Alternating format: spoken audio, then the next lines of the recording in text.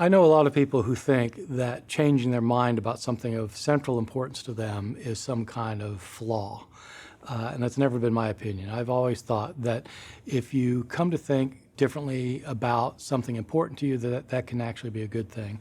And I've absolutely experienced that in my life. I was raised in a Christian household. We were Episcopalians, went to church every week, said grace before dinner, but other than that, we weren't particularly religious.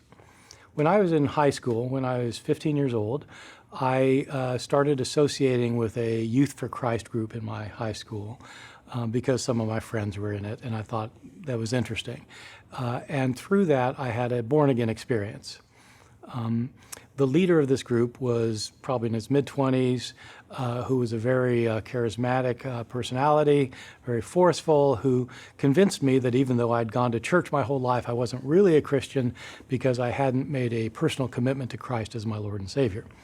And he convinced me I needed to do that to be a real Christian, and of course I wanted to be a real Christian, and so I did that.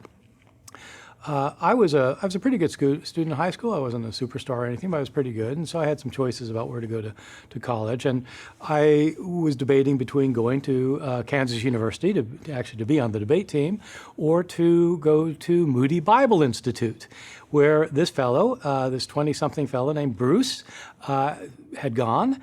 And he convinced me that if I was going to be a real Christian, I would go to a serious Christian school, and so I went to Moody Bible Institute. Moody is a fundamentalist Bible college. They believe that the Bible has no mistakes of any kind whatsoever. It's completely inerrant in everything it says. And I found this both convincing and compelling, and so I devoted my life to studying the Bible. When I finished the 3-year degree there, I went off to Wheaton College, which is a liberal arts college. That's an evangelical college, Billy Graham's alma mater.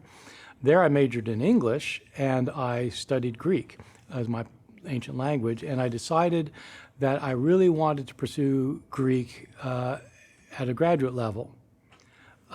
So when I graduated from Wheaton, I applied to go to Princeton Theological Seminary, where the world's expert on Greek manuscripts was teaching, a man named Bruce Metzger. I wanted to study with him, and so I went to Princeton Theological Seminary, and it was there at Princeton, as I was studying the Bible, the New Testament in Greek. I learned Hebrew, so I was studying the Old Testament in Hebrew. As I studied it more and more intensely, I started realizing that, in fact, there are mistakes in the Bible. There are contradictions. There are geographical mistakes. There are historical errors. And I had to change my views about the Bible. And this led me on the path to become more of a liberal Christian rather than a fundamentalist Christian.